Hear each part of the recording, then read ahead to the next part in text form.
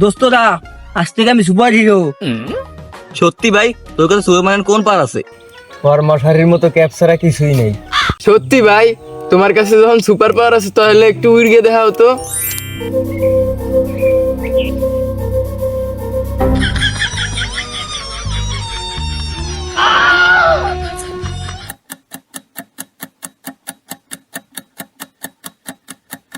ভাই তুই যে সুপার হিরো, তোর দেখলে ভিলেনেও আস্তে আস্তে পলাবে।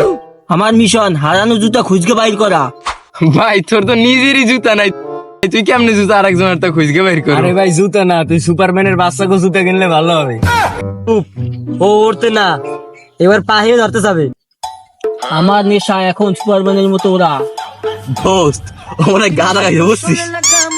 ওই যে ওই শালাই ভিলেন, ওই শালাই সবাই জুতো চুরি করে। আরে ও তো ইকরাম ভাই, আরে ও তো জাতীয় মাছ পাঙ্গাসের দোকানদার। তোর স্বপ্ন আছে তো মাছ কাটা আর জুতা চুরি করা কি কখনো এক হয়? হ্যাঁ ভাইও থামা, আমি আর নিতে পারতেছি না। দোসরা, আজ আমি বুঝলাম সুপারম্যান হইতে গেলে কাপড় আর জুতো লাগে না, বুদ্ধি লাগে। আরে তোর সুপারম্যান হওয়া শিখতে গেলে একটা মোটা চশমা লাগবে আর একটা গাইড লাগবে। দোস্ত, আমি সুপারম্যান হব। ভাই তুই সুপার হিরো না, তুই বেকার হিরো হবি, বেকার হিরো।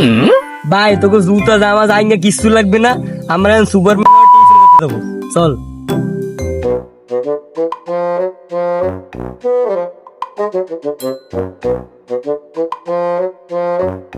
দোস্তরা, আজকে শুধু আমি সুপার হিরো হবো না, ইউটিউব হিরো হবো। কি রে ভাই, তুই কি ইউটিউবে উঠবি? আরে থাম, এবারও কিচেন হিরো হবে, ডাইল রান্না করে উঠবে। এবার আমি শর্ট মুভি বানাবো, ভিলেন লাগবে। ভিলেন পাবো কই? ভাই ওইটা তো তোর নিজের জীবন কাহিনী। আরে ভাই শর্ট মুভি বানানোর আগে তোর ফোনটাকে ঠিক করে গেল। তুই আমার বিয়ে শুরু হয়েছিস কেন? তুই আমার পিয়াজ। আরে ভাই তুই পিএসের রান্না না, তুই হাসি দিলি কেন? ক্যামেরা তো নাই তো, তুই আবার পিয়াজের হিরো। ভিলেন হবো, কিন্তু পিএসের লাগিয়ে মার খেতে পারবো না।